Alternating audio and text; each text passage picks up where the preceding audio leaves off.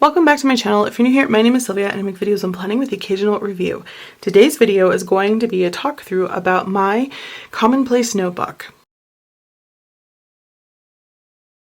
Okay, Commonplace notebook, you guys. I know some people keep an Omni journal. They keep just what they would call, I guess, a collections bujo.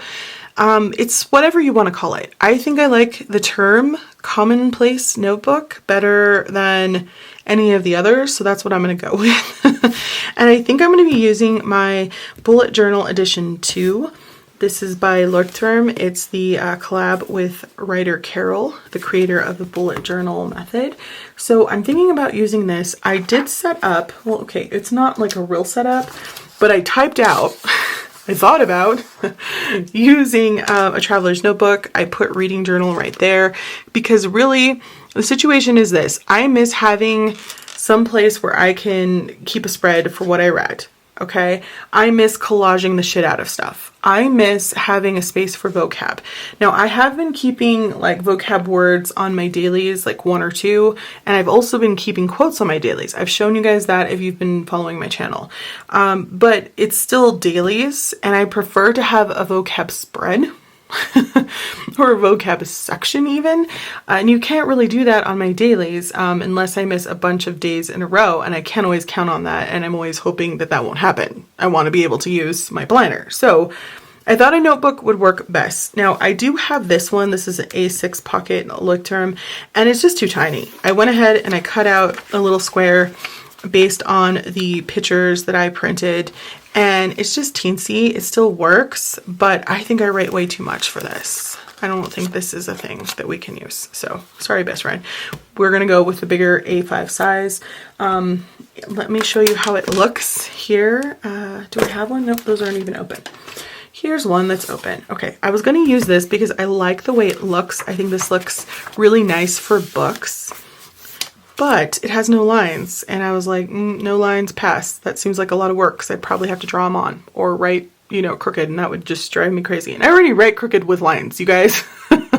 Anyone else? So this has a lot of space, and I like the idea of when I keep a Commonplace notebook, I can use as many spreads for this as I would like, or pages rather. And I think that's really awesome.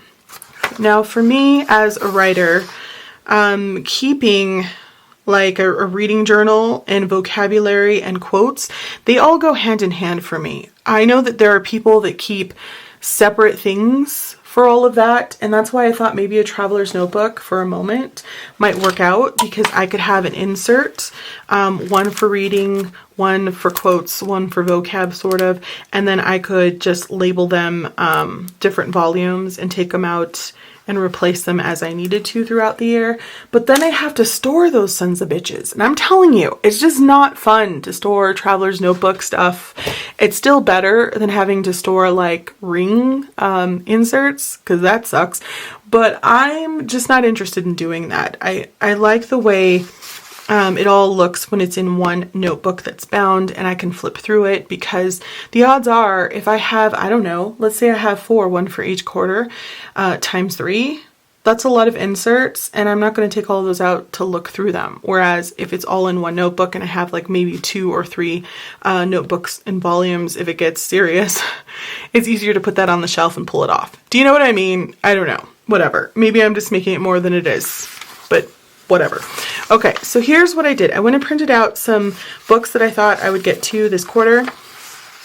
These are books that I'm currently reading with my niece, books I'm reading on my own, books that I'm reading in book clubs, books that are on my shelf that I just never got around to, books that are on the shelf in my library that I thought were interesting, books that I know I can get online through the digital library, whether it is a Kindle version or an audiobook.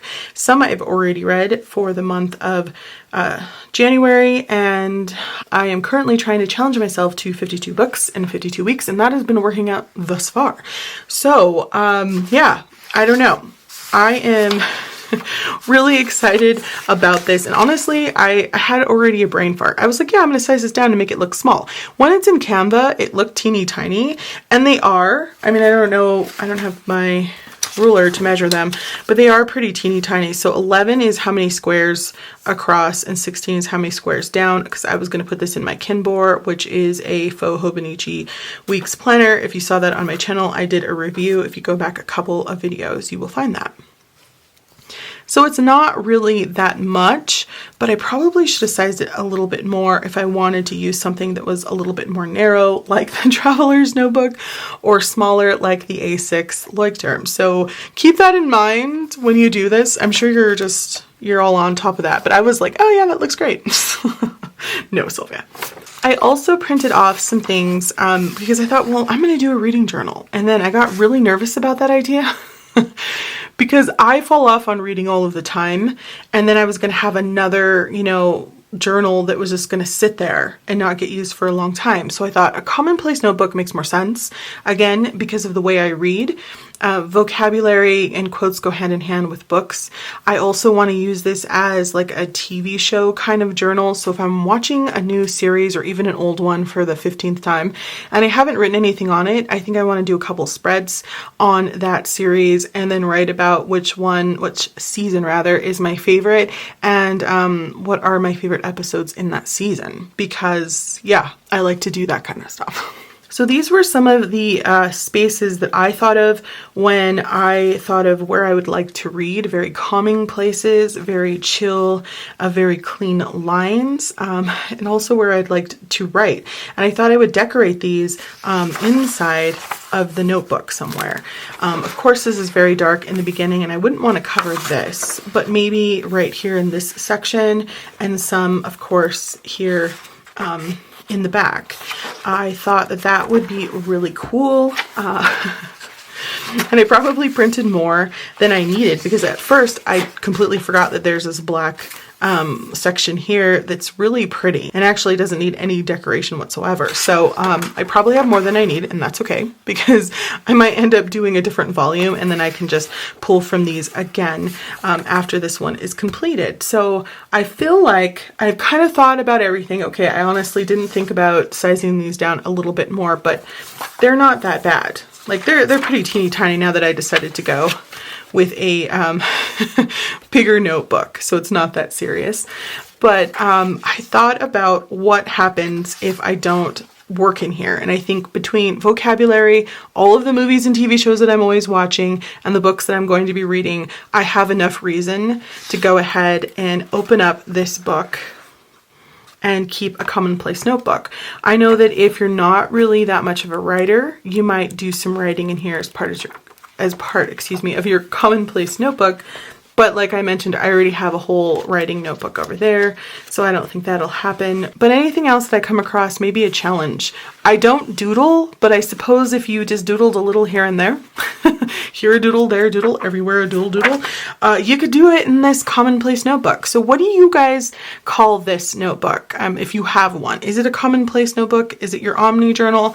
I just don't want to call it like my collections or a bullet journal, just because, I don't know, somewhere in there I think it implies that there's some kind of planning, and that's just not what I want to do in this. I just want a creative outlet where I can like collage the crap out of stuff, because I still have my Your Creative Studio subscription and I have a lot of stickers to collage. So that's basically how I came to this decision. Also, I have these, which I talked about before, and I already missed January, but I think if I am going to do this reading journal, I know I'm saying if, like I already decided you're going to do this, I can go ahead and I can backtrack the books I've already read for January in here. That won't take me any time at all to do, since I believe I only got through 5.